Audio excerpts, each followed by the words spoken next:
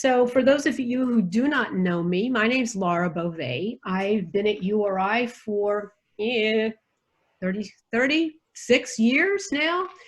And I started out as a faculty member in the College of Business. And then I went and worked in higher level administration here at the university for 10 years. I worked in the provost's office, and many of you don't know what a provost is, but he's the chief academic officer. All the deans report to him, and I worked with what were called faculty affairs issues. I worked mostly with the faculty. And I really miss being with students because I didn't see students in my 10 years in the provost's office except, for, occasional meetings with them. So I wanted to come back and spend some time with students. And now I'm back teaching. This is my first semester back teaching. It's been quite an interesting one for me, as it has been for all of you.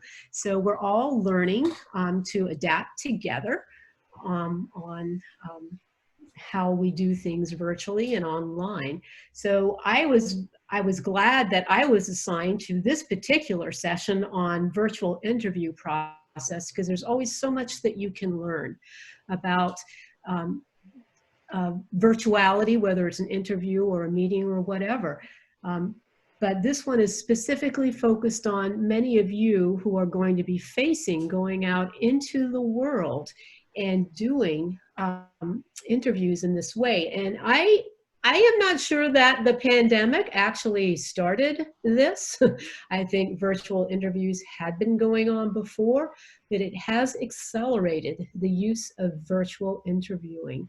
And we may not see, just like remote work, we may not see things going back to the way they used to be as people become accustomed to using technology and looking at the advantages that technology provides for us.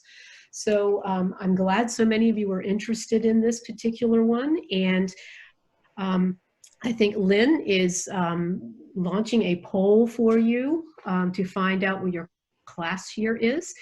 Lynn, I am so happy she's here with me. She, as many of you know, is our coordinator for experiential education in the College of Business, and she actually teaches the 390 classes, BUS 390 classes.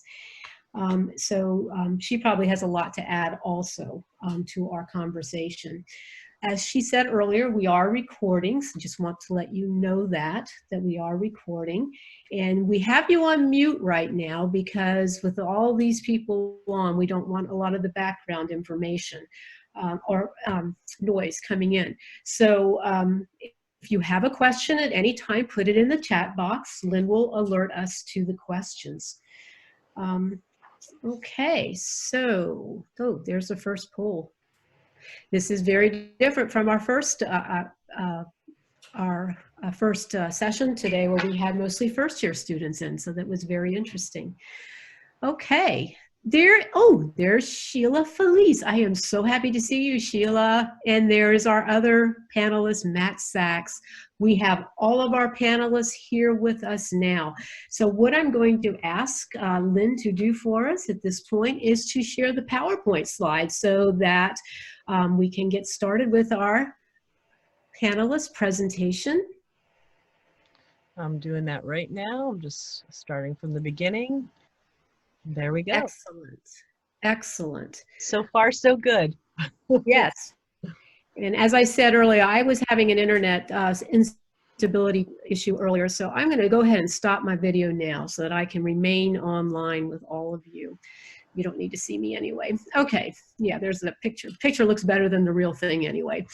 So there's Lynn and I in the pictures, and I'm going to let Sheila go ahead and introduce herself.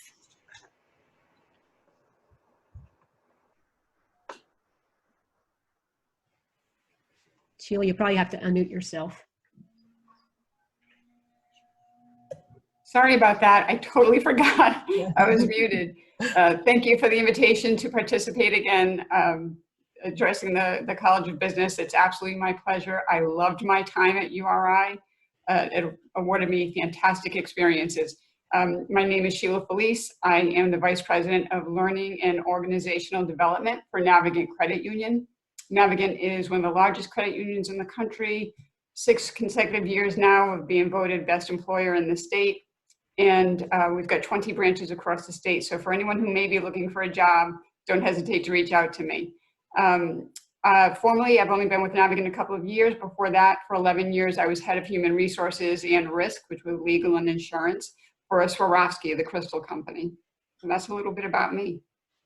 Great, thank you very much. I think I told you this the other day that I use your company as an example of one of the best run companies in Rhode Island. Okay, Steve, old friend. Good morning. Yes, thank you again for allowing me to participate. It's certainly my pleasure. I am a 1980 graduate of College of Business, so obviously near the end of my career, and I just wanted to try to help those of you on the call any way I possibly can. I am with Berkshire Hathaway Specialty Insurance, which is a property casualty insurance company that offers a wide variety of products. I actually was an insurance and finance major at URI when they offered the major, and I've been in the insurance industry for my entire career. I've enjoyed it very much.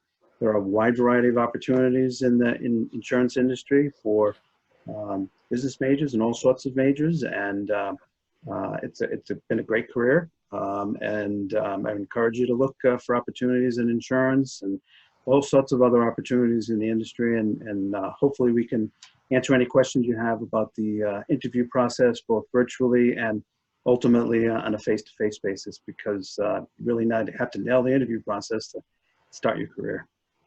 Thank you very much, Steve. I also use your company, as I told you, because Warren Buffett writes the best annual reports ever of any big corporation. They're so interesting. A lot of time on it, takes a lot of pride in it. Yes, thank you very much.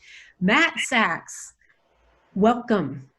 Well, thank you for having me. It's a little different. Last year I came in person and it was a great experience. So absolute pleasure to be here as well. I also graduated from the College of Business. A couple of my favorite experiences through that were I majored in international business and marketing and Spanish for minors, and I got to study abroad in Spain, which was a great Seville, Spain, which was really nice experience. Thinking back, I wish I got to stay there a little bit longer. And another one was I was part of the student council for the College of Business. I don't know exactly how that's transformed over the years, but I highly recommend for anyone who's kind of interested in initiatives to take part in that. I currently work at Loomis Sales. It's an investment management firm in downtown Boston. And before that, I worked at 3 custodial banks. Started off at State Street, right out of college, State Street Corporation, and then moved over to Brown Brothers Harriman. And then after that, I was at JP Morgan. And since then, it's taken me to here, and feel like I can offer as many suggestions as possible in terms of the interview process. So once again, thank you for having me here. Thank you very much, Matt, for being with us. I know you're very busy this week, so we appreciate the time you're spending with us. Okay. Okay, so we're going to go right to the questions. And I've asked the panelists to think about 3 questions, and they're going to spend probably about 4 minutes each providing an answer, give or take 4 minutes. And of course, if you have any questions, put them in the chat box and Lynn will be able to let us know. Okay, so we're going to start with this question. Does your company use virtual interviews, and how frequently are they used? And you might consider also, are they used more frequently now, and do you expect them to be used more frequently in the near future, even beyond the pandemic? So we'll start with Steve on this particular question. So thank you very much.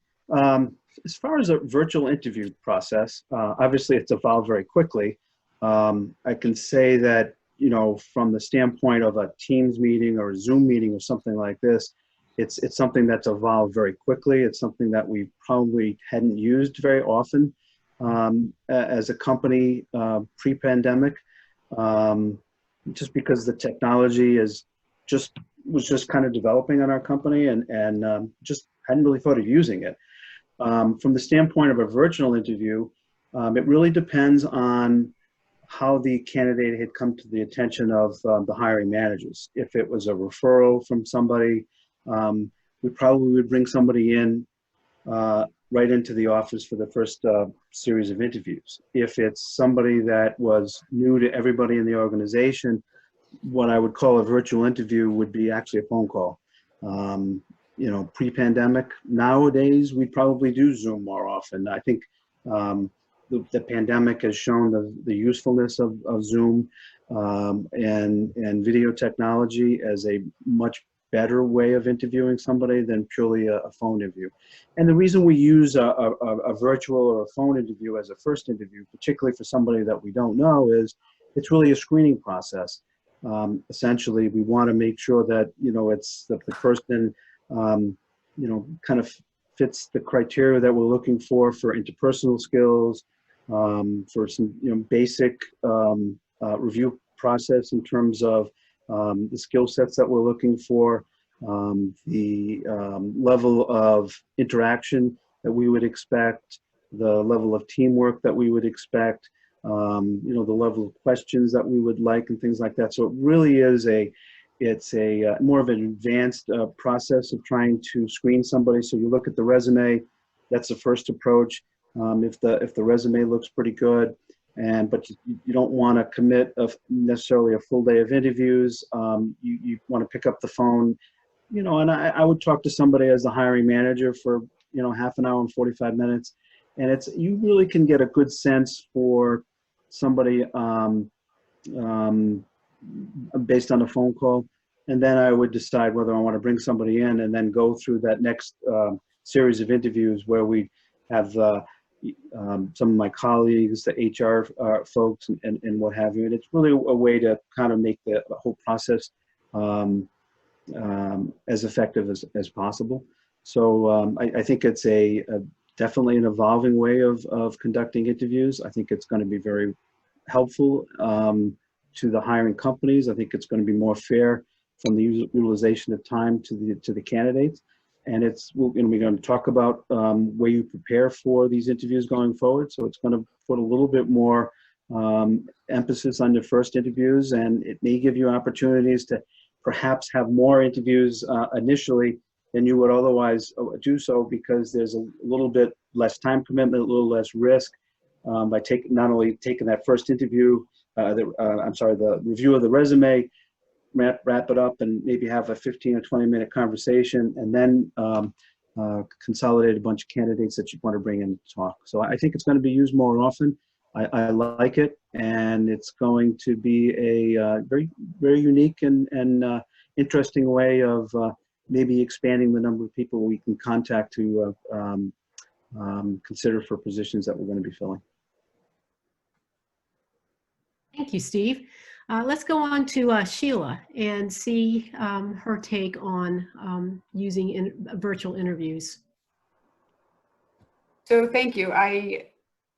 While at Swarovski, we had offices across the country. Well, it's an international company, but the United States was based in Cranston, Rhode Island. So we were interviewing virtually even before the pandemic for folks that wasn't feasible for them to fly in for an interview, or the timing, we couldn't get them in fast enough.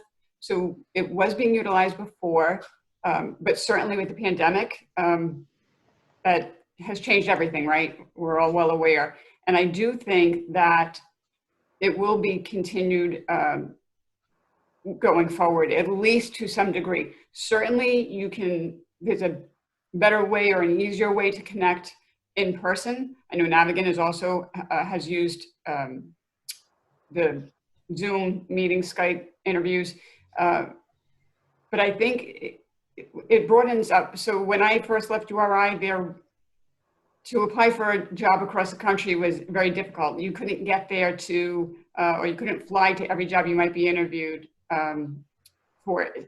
This really opens up a lot of doors for you all, for what you might be seeking. My first job out of college was actually at a law firm in Virginia Beach. I actually went down there. There's a lot of open doors here for you. So with the bad, there's always a silver lining, right? And so if the challenge is how do you make yourself stand out or something in these interviews, the silver lining of virtual interviews is that now you can interview virtually anywhere across the country, across the globe for that matter. So we are using them, obviously with greater frequency due to the pandemic. And I don't think it will, once the pandemic has calmed and there's a vaccine, we certainly will probably go back to in-person, because there's definitely an easier way to connect and see how someone presents themselves if it's not on a small screen. But for right now and for the foreseeable future, they will be utilized. Thank you, Sheila. How about in your world, Matt? Are you using virtual interviews? And if so, how frequently? Do you think it's here to stay? What's your take on this? I mean, I definitely think it is here to stay. I think I think a lot has changed the last, 6, 7, 8 months. To your point,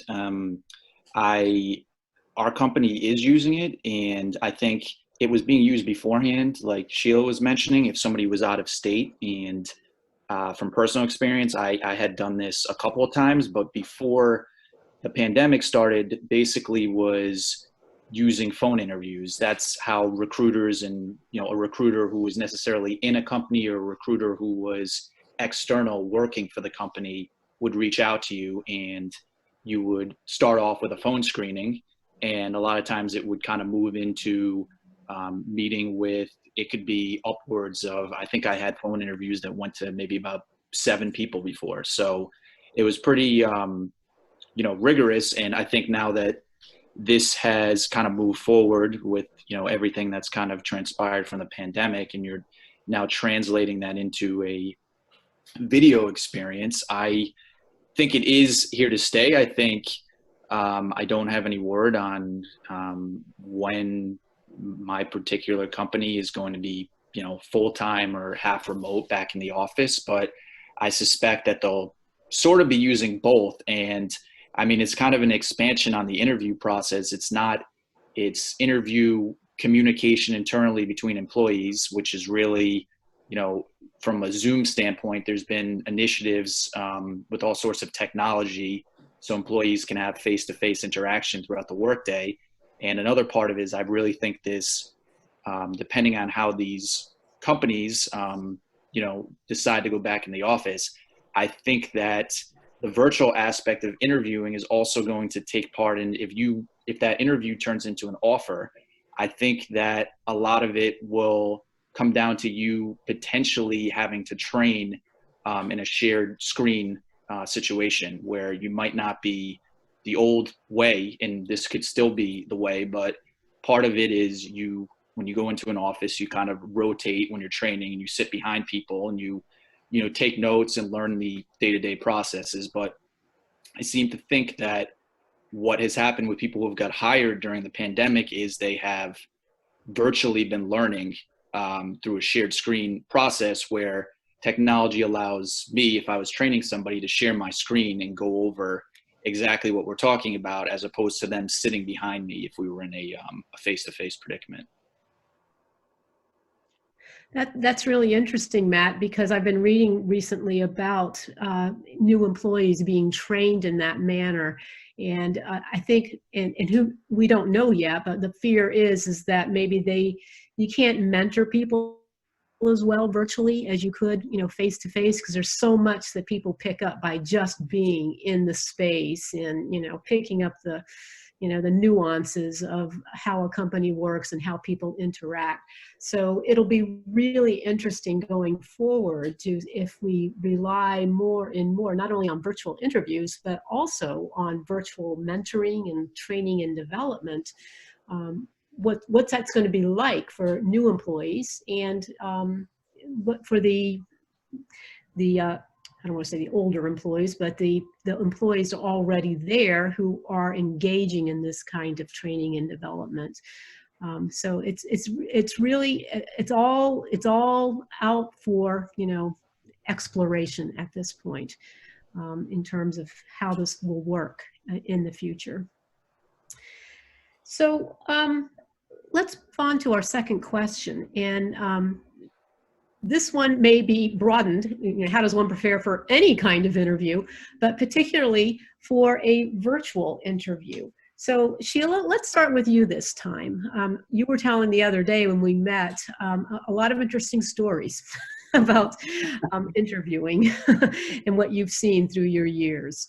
So if you let us know how one would prepare for such interviews. Sure. I did experience a lot of, so I've interviewed hundreds, if not thousands of people over the years, each bringing a unique experience to the table. There are some challenges a little bit virtually. You're looking at a screen.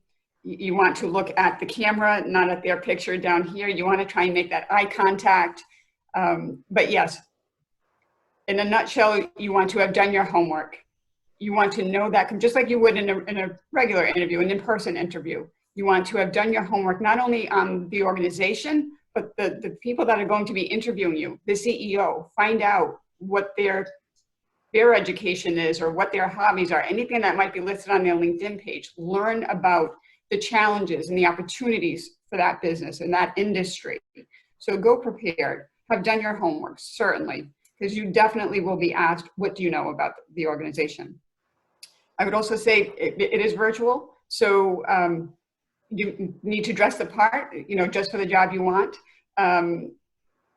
One of the stories I shared the other day was a gentleman who, when I was at Swarovski, my office had floor to ceiling windows, and he showed up, got out of his car, half dressed for the interview, and just a t-shirt and pants, undid his pants, grabbed his shirt out of the back seat, tucked in, and grabbed a tie, and completely got dressed in his reflection of the windows to my office. He didn't know he was dressing in front of me, the person that was about to interview him. So when you show up, be dressed before you get out of your car, or if it's in person, and certainly if it's virtual, be dressed and appropriate in your hair, everything before you sit in front of that computer screen, that camera.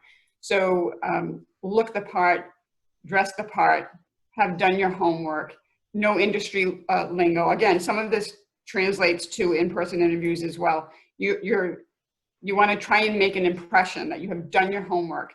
Make sure that you can tie your current experience and make no mistake about it, your past volunteer positions, any organizations you were on.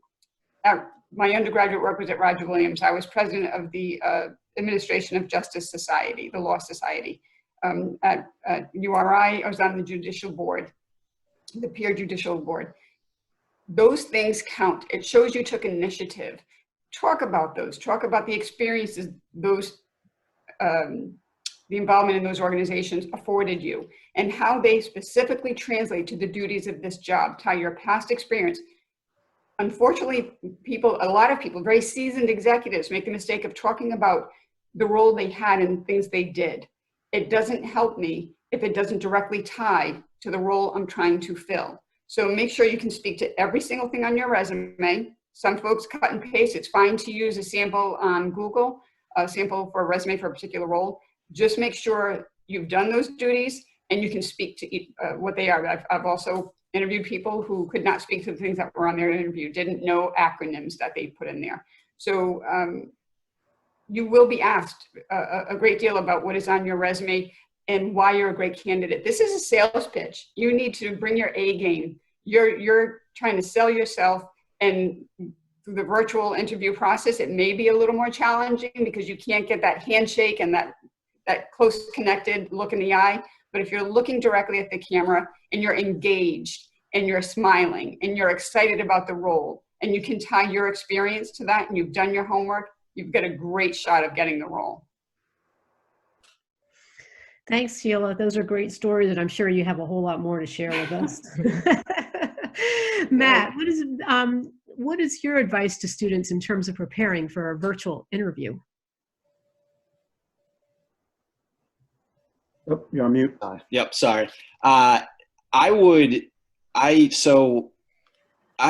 of have a little bit of an extension of what I mentioned with the phone interview. Now, in terms of eye contact, yeah, that's really important. But if if there's, and I understand a lot of people are kind of, you know, are still in undergrad and probably don't have a lot of interview experience. I think you can use this, if you do it right, as basically with a phone interview. Take it the same exact way, treat it the same exact way you would a regular interview. As Sheila said, dress up to the part, wear exactly the same attire you would. If there, I would prepare the same way you would a regular interview as well. I would study your resume and know it down cold. If I would not fabricate anything on there. There's a lot of smart people that conduct these interviews, and they will, if they see something that looks kind of odd or off, they will bring it up. And a lot of this stuff I'm mentioning would be obviously part of question 3 as well.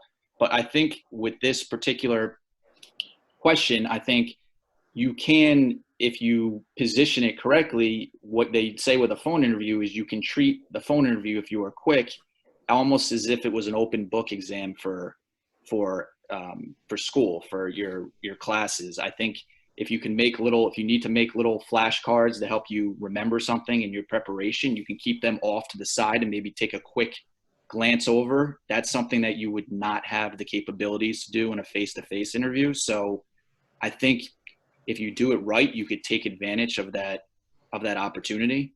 And again, like you're not even going to really have access to your resume to look down at it at an interview. That's something that the employer is going to have and be jotting down notes on. You're going to be sitting there with a open portfolio, sort of taking notes about the position when they're speaking and you're listening. And I would also, in terms of treating it the same way you would a regular in-face interview, I would also just make sure that at the end of it, you come up with some thoughtful questions to ask them. There's many that you could come up with, and there's some that are so broad and basic that they have heard a million times, and they're not going to shoot down anything you ask them. But I think if you put some thought into a couple of these questions and make them, a little bit thinking outside the box a little bit, I think they will definitely appreciate that you are putting your best foot forward and you're really enthusiastic and interested in the position.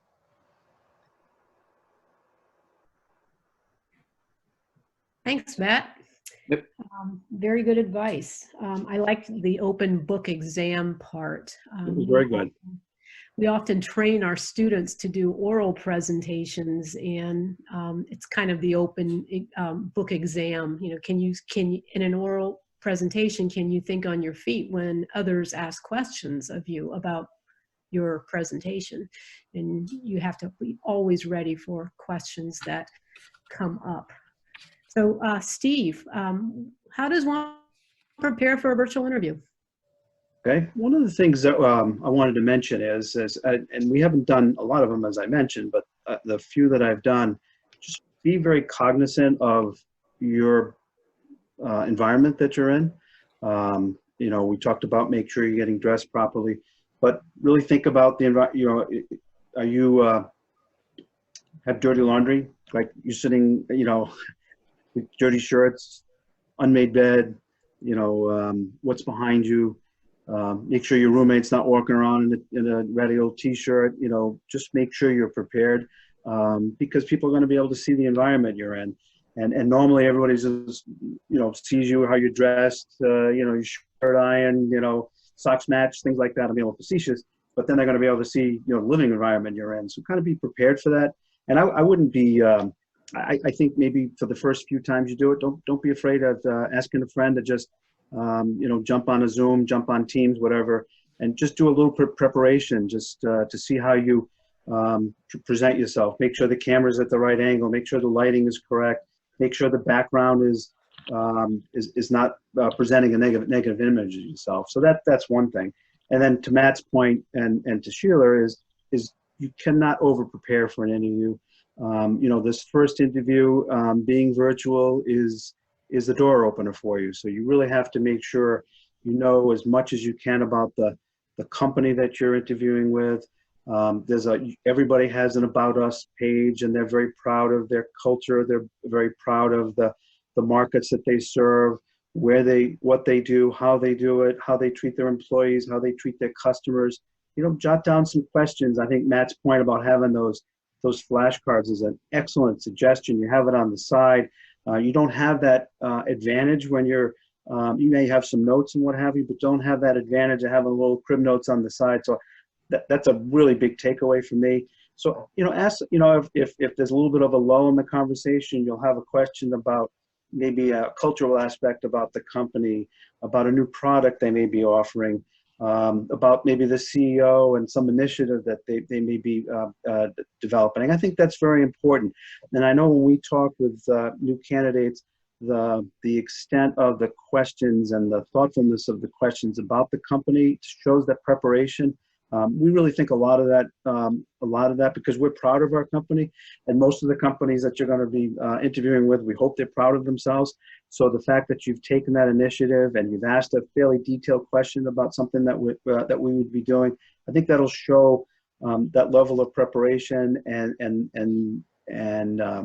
your understanding of why that's important. I would also make sure, because many of you are going to be coming out of school for the first time, the role that you're applying for is very important. Understand what that role is. The job description will give you an idea, but don't be afraid to go into the weeds a little bit. Do some research. In my case, my responsibilities are insurance underwriting. If you're applying for that role, you may, if you don't know exactly what it is, research it. Find out what they do. Get some ideas of the questions that you may want to answer, like how does what does an underwriter do, and what information do they view that it's important, and how would they find that information, and the depth and the quality of the questions that you ask really are important into the interview process. And remember, this virtual interview is just your first step, and then you'll have to prepare for the next series of interviews that you'll have with other people. And then one thing that I think is very important in preparation, and this is even before the interview, review that resume. I think Laura mentioned it earlier, that you could obviously tailor your resume for different roles that you're having, but make sure you know what you put it on there, and you want to make it sales oriented. You want to make sure you're selling yourself, but don't push it. Don't oversell what you have, because people can kind of sniff that out. We've had those situations, and we have certain people in our organization that if they see a spelling mistake on your resume, they absolutely go crazy. They hate to see that. So use some friends, use spell check and things like that, because that may not even get you past the resume reading process, never mind the interview. And then one thing I can remember is post-interview, send a little email, send a personal note, thanking the people that you talked to in the interview. Maybe make a mention of a comment that they made that you felt was, very helpful or very enlightening. It may be, a little bit pushing it a little bit, but people do remember that. And it kind of gets you to the top of the pile.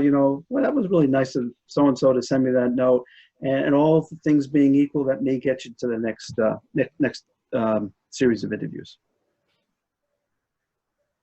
Oh, that's all very good advice. I'm taking notes myself of some things to bring back to the classroom.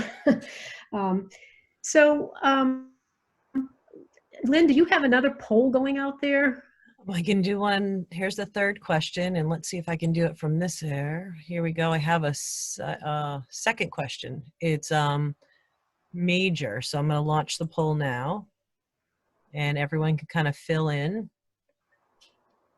This way we can get an idea of what majors are on this Zoom meeting.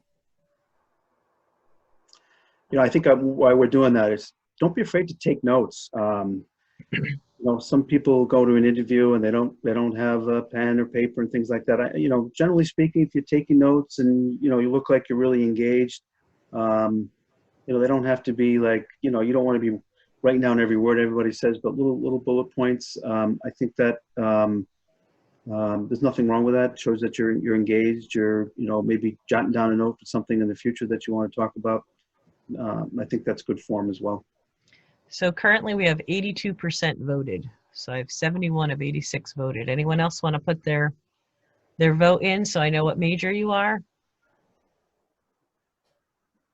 All right, I'm going to end the poll then. And I'm going to share the results. So you should be able to see the results right now. Yeah, good variety out there. That's great. Yeah, a lot of different kind of majors. Yeah. I'm going to, and that's the last poll that I have loaded in there. Okay. So we can go right to the third question there. Okay, so we're going to go to Matt first on this one. How do I make myself stand out during an interview? From all those other candidates that are out there, what can I do? You're on mute. God, I gotta fix that. Don't. So Yeah, that's one thing you don't do. I know that. I mean, that's one thing you don't have to worry about on an in-person interview. And something I should have mentioned previously about the virtual aspect is exactly what happened right there. But that's not really would be considered a big deal. But I would for virtual, I would log in maybe 10, 15 minutes early and just. Steve mentioned, lighting issues and, appearance and what could, how you're presenting yourself. I think it's also important to just make sure you don't have any sort of technology issues. And the same thing in terms of making yourself stand out for an interview. Just a basic is try to give yourself, if it was in person, just try to give yourself extra time to get there. Worst case scenario, you're sitting just waiting, which is better to if you show up 10 minutes late because something happened with a train line or traffic, etc. So I think you should try to take the two of those points together, technology and arriving early for a face-to-face interview. It just relieves stress and it leaves a lot more room for error. Maybe the interviewers are late. That seems to happen a lot of times where they're working, so they have to get to you. So arriving early is there's never anything wrong with that. I also think in terms of what Sheila brought up with, LinkedIn and reviewing a company's website and, getting some information, even if it's just basic about who's interviewing you, this may or may not come up. Sometimes you just get an opportunity to mention it and they don't ask you a direct question in the interview, but with what she mentioned as well about volunteer experience, if there's volunteer experience, researching a LinkedIn profile, study abroad experience, if you end up doing that, you never know what the person interviewing you has done in their past. You might right then and there, they might choose like, oh, this person has a similar experience to me studying abroad or volunteering. And you just mentioning that could just coincidentally get you in that person's mind and put you as the front runner for a position if you interviewed well the rest of the time. And in just a competitive world like this, some of these things are really neck and neck who you're interviewing against. So you never know with what details you're providing somebody. I think that's why it's important to mention things that aren't necessarily related to your coursework or what you have for past job experience if the opportunity presents itself. I would also, in terms of your preparation, and I know this is a lot easier said than done because a lot of you are obviously you're still an undergrad, so you don't have a lot of experience with this, but I think just researching some questions, some basic questions. Tell me about yourself, why you're interested in the role, what qualities would make you a perfect fit for the role. I think just, what are your strengths? Just knowing stuff like that down cold and maybe creating, and this is what I did after a few years into this, I started creating an interview guide with essentially questions that I had seen come up often. And then I would take that out before an interview and then I would kind of recite it and practice them. And I think just doing that, it will just kind of engrave this into your mind and it will just, in your preparation, you're seeing the same questions over and over again. And also you might get a question that was really difficult on an interview. And I think jotting that down is important because say it doesn't work out in this interview, you might get another interview and get a similar type question. If you wrote that down and you were practicing it and just trying to think of what would be a strong answer to it, I think that would, I think that would help, prepare and help separate you and help you stand out for a future interview.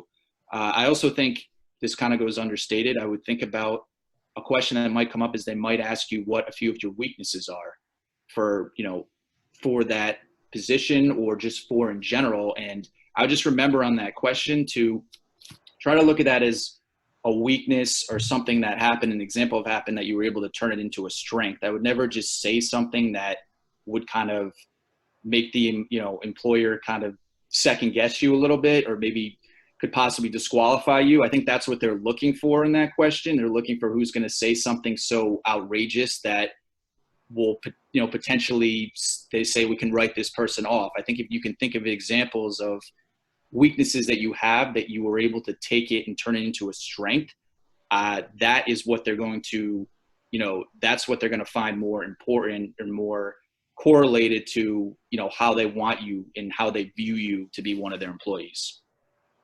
That's very interesting, Matt. I like your idea of using questions that you've gotten in the past and jotting them down and remembering them for the future, because, after all, a lot of interviewers use the same kinds of questions. So you can be better prepared for it. And the weakness question. Students often, they say, well, if I talk about my weaknesses, then they won't hire me. Well, not necessarily, because everybody has weaknesses that they can work on. And it's having the initiative to say what you've done to work on those weaknesses and what you plan to do to continue working on those weaknesses. So I think that's really, really good advice there. A little bit later, after we hear from Steve and Sheila, I have a couple of follow-up questions, but I'm going to let Steve go ahead and talk first about what would make someone stand out on an interview. Okay, thank you. The first thing, it would be a negative. Don't ever ask about money or compensation. Let the employer bring that up. That'll be a huge turnoff right away. Let them bring that up. So from a negative standpoint, don't bring that up. From a positive standpoint, again, the preparation and the questions you ask about the role, about the company, and it really is, I think, the confidence level that you have in the way you present yourself to the people that you're talking to. How fast you think on your feet. So I think some of the suggestions that Matt raised about, having some thought about those strengths and weaknesses, because there are some questions that you almost have to expect. And I think strengths and weaknesses are one of those questions that they're going to ask about it, but put it in the context of some of the classes that you've taken, your understanding of the role and the expectations of the training that the company is going to give you. So, you can say, well, I've always wanted to learn something about X. I've, taken some courses on it. It's something I'm really interested in. I think I've gotten better at it. It's certainly a skill that I know that's important for this particular role. And I'm really anxious to learn more about this and develop my expertise in that area. I think it's an excellent suggestion. I think you really need to show your commitment to working as a team, working with others, as much as you want to stress that you're very interested in self-development. I think we had a earlier session today, but the ability to work and collaborate with other people, to succeed as a team, try not to overemphasize yourself as a contributor, but the success that you can use your contribution to the success of the team, I think is very, very important. Nobody wants somebody out there just, patting themselves on the back all the time. I think is extremely important. But I think your work ethic is important. Your ability to take on challenging roles are very important. So I really think just that not only your technical abilities, your ability to learn, but your ability to be a well-rounded person that's going to get along with everybody, I think is very important to express yourself. So I think you doing that as a matter of showing confidence in yourself through your preparation, through your interpersonal skills with the interviewer, I think is very important, and it does stand out, and people take notice. Steve, I'm glad you mentioned group work. One thing that I ask my students, that they all work in teams, and as part of developing their team contract for the semester, I ask them to think about what kinds of roles they should take that step them outside of their comfort zone. And looking at their answers, we have a discussion on that, and looking at their answers, many of them do admit, it's like, well, I don't do this well, and I probably should do it. I'm not sure I'll get the opportunity to do it in my team. So is that a good thing for me to be asking students to go, like they say, well, I'm a good researcher, but really I need a chance to be a leader. I don't want to put students on the spot, but I think it's good training for them to do the things that you're talking about. It is, even if they're not a leader in maybe a first exercise they work on, they can learn good qualities of leaders, and also learn poor qualities of leaders. There's, I've learned from people that I've worked for that are very positive, that do a good job, and there's some people that I wouldn't want to emulate at all. So I've taken the good from people that I've worked for, and I try to use that in my day-to-day work throughout my career. And there are certain things that the people I've worked for I would never want to use ever again, and I swear that I'll never do that, because I know how disappointed I was in trying to work in that type of environment. So you definitely, there's going to be some very difficult experience that you don't want to repeat, and for the benefit of people that will work with you in the future, you're not going to repeat them. So you're going to learn positive and negatives as you work with people in the future, and that's going to develop your leadership skills. That's going to develop your personal style and your expertise as well. That's great. I often tell my students, this is the safe spot here while you're still in school, is to try these things out, and you can learn, how far you can push yourself and what's not for you. You're going to make mistakes throughout your career. Let's just make them small, and don't repeat them. That's the key. Yeah, excellent. Sheila, we haven't heard yet from you on this particular question. How do I make myself stand out during the interview process? In good ways, maybe not bad ways. There's certainly a way to turn almost every negative into a positive. And I saw Rocco's message to the group, what if there's really no way to turn it into a positive? In terms of the weaknesses, because you will likely be asked, it's a very common question, what your weaknesses are. It could be something as simple as, in the beginning, my freshman year in college, I wasn't that organized, and it definitely showed in my initial scores, my initial grades. But I learned quickly that I needed to have a filing system and have a schedule with what my study times were. And I quickly learned to become a very organized person so that I could excel at anything I was doing. It's that sort of take a negative and put it into a positive. It doesn't have to be some massive project you worked on. It can be a simple personality thing that honestly, probably most, if not all, college freshmen experience. We all need to get a little more organized at that point. It's a different life, obviously, than high school.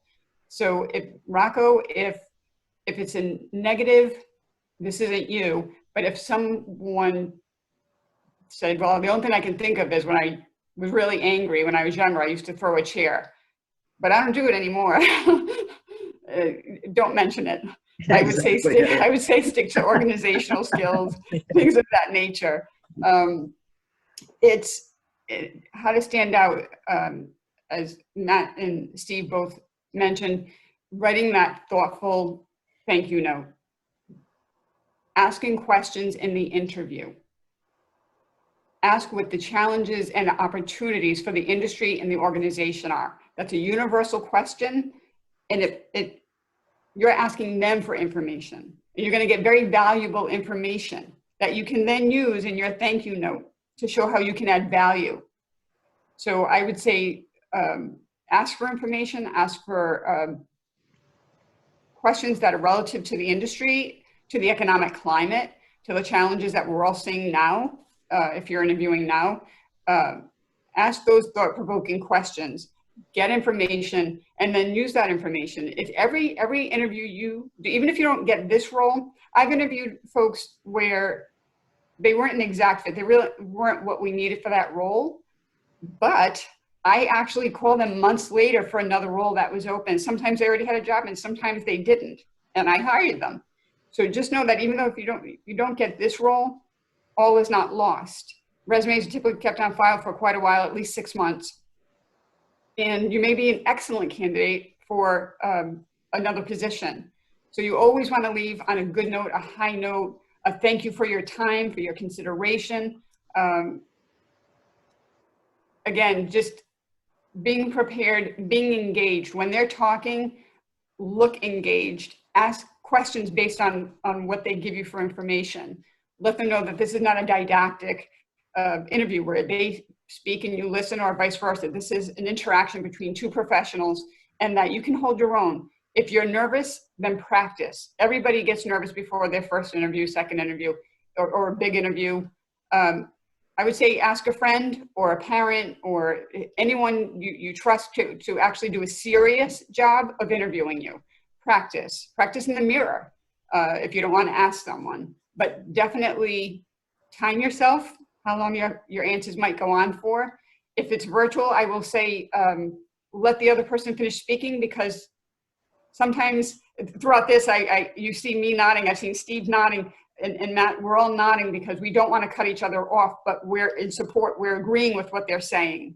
So make sure, this is one of the challenges with virtual, is be sure you're allowing them to finish their statement or their thought.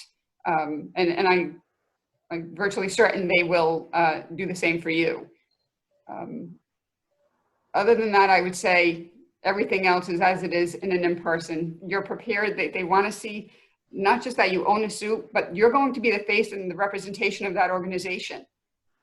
They want to know that you're professional. And as Steve mentioned, any distractions in the background, they're not paying attention to you. They're paying attention to the aquarium in the background, the fish swimming around, or the dirty laundry, or the solo cups from the beer pong the night before. Just clear everything from the background. Make sure there are no distractions and they're focused on you. So those are just a few thoughts. That's excellent advice, Sheila. Excellent advice. I asked the panelists, we're getting towards the end here, and if you have any questions, I mean, you just heard all of them say, ask questions, really important to stand out. So put them in the chat box. But I did ask them to give them their final words of wisdom, and this is kind of what we brainstormed. And why don't each one of you take one of these?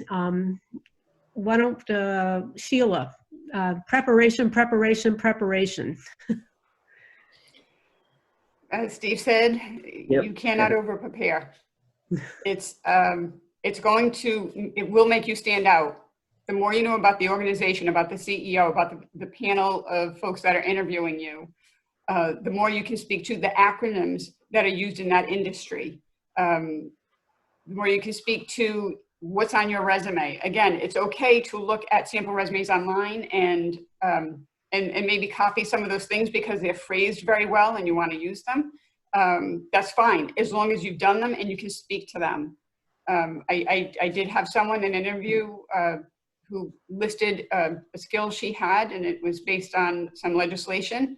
And I asked her about it and she didn't know what it was, and it was on her resume, and I had to tell her and had to educate her what would she actually put on her resume, what the legislation represented and how it helped employees and employers. So just make sure that you're very well versed, very prepared. And honestly, the more prepared you are, the less nervous you're going to be. And I will share something with you that my favorite professor, they were all great at URI, but John Bulmetis, who was the dean or the chair of the adult education department, when I was defending my thesis, he said, I was incredibly nervous, sweating bullets. And I said, I can't do the third defense. I can't do it because they keep grilling me. They keep asking me questions, my committee, which is all professors, as you may know. And he said, Sheila, no one has done as much research on this topic, because it has to be something that's never been researched before, Nobody has done as much as you have. You know more than all of us. We're asking questions because we don't know, or we think it might be missing from your thesis. So his message to me was, you know more than all of us, don't be nervous. And that speaks to preparation. That's great. Matt, what on this list would you want to speak of as a final word of wisdom? So back to the preparation part, and maybe the other two panelists might, disagree, but there might be a question that comes up that you just really, it just stumps you. You really have no clue how to answer it. And my suggestion in that is don't try to just make something up.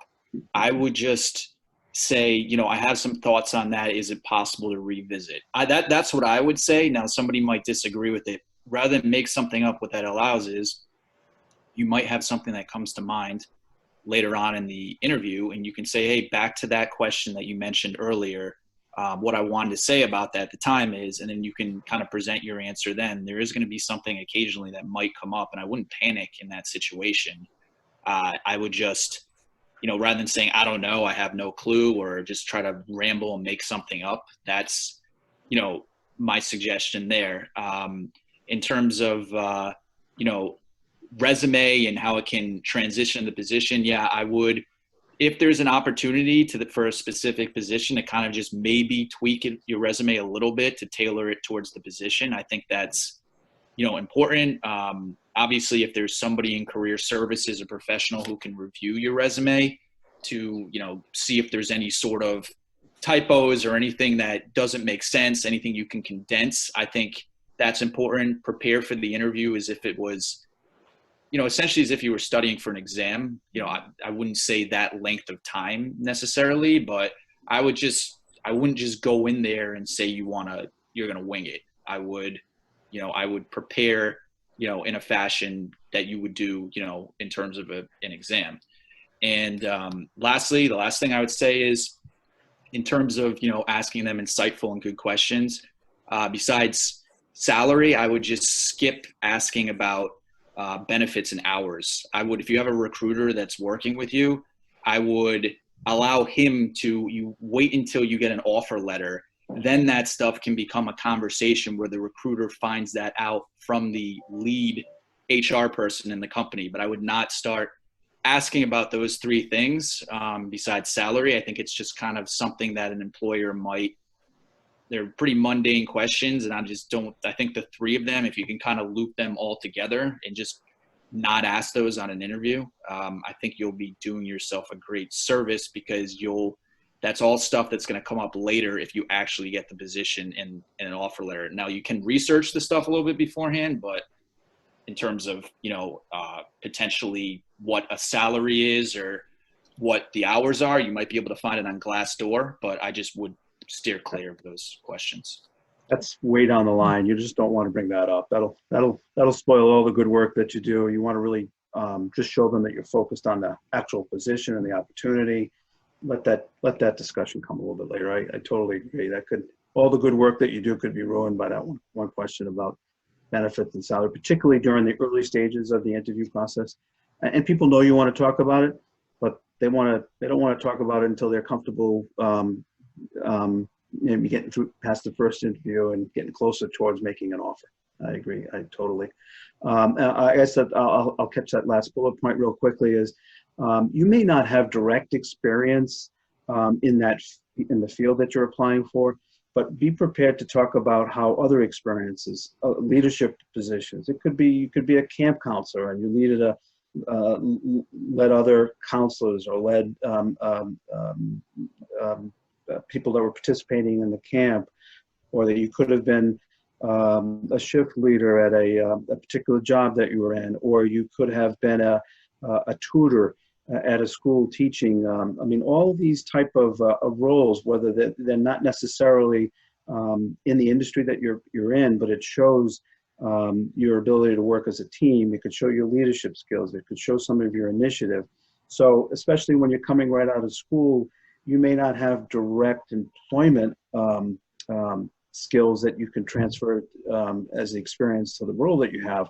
but you've done other things. It could be an internship. It could be volunteer work that you've done. It could be participation on committees in school. So don't assume that you don't have anything to share or that you haven't done anything that would prepare you for work, because all your life experiences up until the point of time, that you graduated school, that you're leading to that experience that you're going to use to introduce yourself to the workplace. So don't sell yourself short, and be prepared, because somebody's going to ask you how is something that in the past relate to something that you could be using when we hire you right out of school.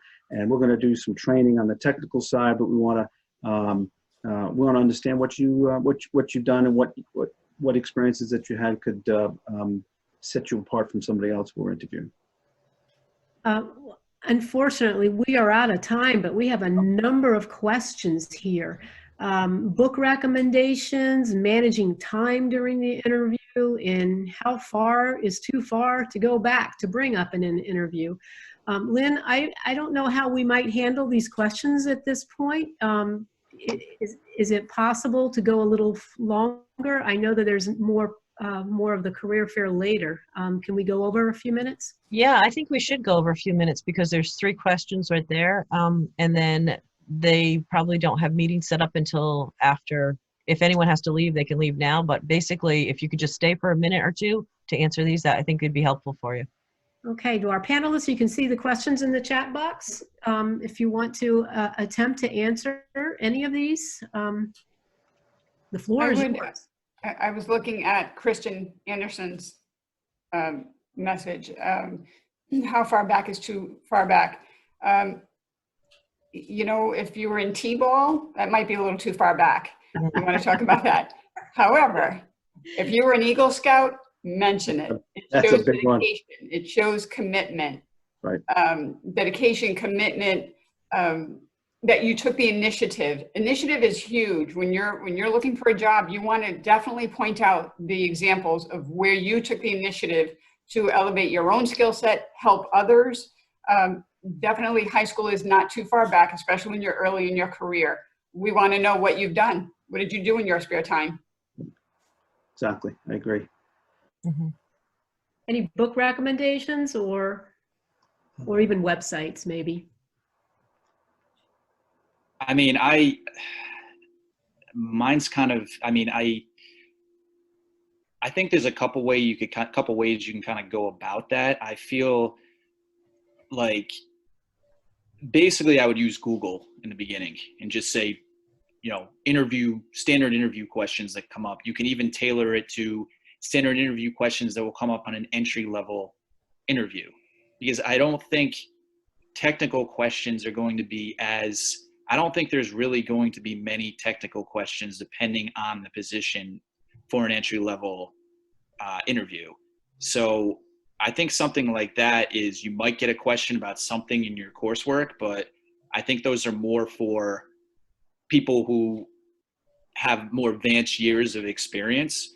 So I would, in terms of that, I would just Google,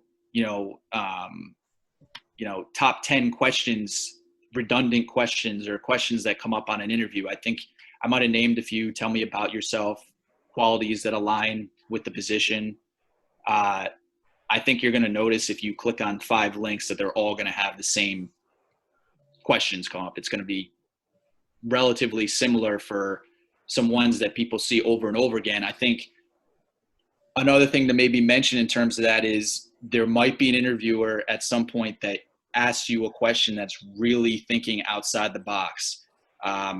There might be a jar on the table or a glass, a vase of flowers, and they might ask you, how many marbles can you see fitting in that vase? I've got random interview questions like that, and I think what they want to see is they want to know that how you arrived at your answer, and that you were, you put, qualitative and quantitative thinking into it. It's obviously not going to be correct, your answer. No one's going to know that answer. But if you can just show them, hey, this is what I think, because I look at that and I break it down into 5 layers, and I think however many marbles would fit in the first, second, third. I've just got random questions like that. Like, if you were a tree, what type of tree would you be? Occasionally you will get an interviewer who asks questions like that. And I think if you could, in terms of books recommending, I think I would recommend Googling, top 20 questions that you might get from, because I feel like an interviewer might just go on Google himself and be like, I want to ask this question to see what the person I'm interviewing, thinks of for an answer for this. So I think if you Google top 20, random or, like questions that you wouldn't think would come up on an interview that do, occasionally you might get one of those, but I think it's probably maybe a 10% chance you see a question like that. I'll take the quick one on terms of time. Remember, you have to understand if they've allocated a certain window of time, you have to be a little bit cognizant. Is it an hour, is it 2 hours, to get a sense for what the overall, how many people you're going to be meeting. I think you need to remember that most of this process is going to be like kind of quick answers, almost like an interview on a news program. So you almost have some sound bites. So you have to kind of manage that. But you're going to be watching the kind of the reaction that you have to the person that you're interviewing with. If they're starting to lose interest, and cut the answer short. It really depends on the depth of the question, the length of the interview that your expectation for the interview in total, how many people you're meeting with. So you really have to kind of have an internal clock, but really look into the eyes of the people that you're interviewing with. If they're starting to look like they're losing a little interest in your answer, then you might want to start thinking about cutting it short. It's not an easy process, but it's something that you're going to have to learn through your entire career, whether you're in a sales role, you're in a production role, you're in a technical role. Some people have different tolerances for answers, and I have to manage that myself every day. Sometimes they're too long, sometimes they're too short. So it's an excellent question, Daniel.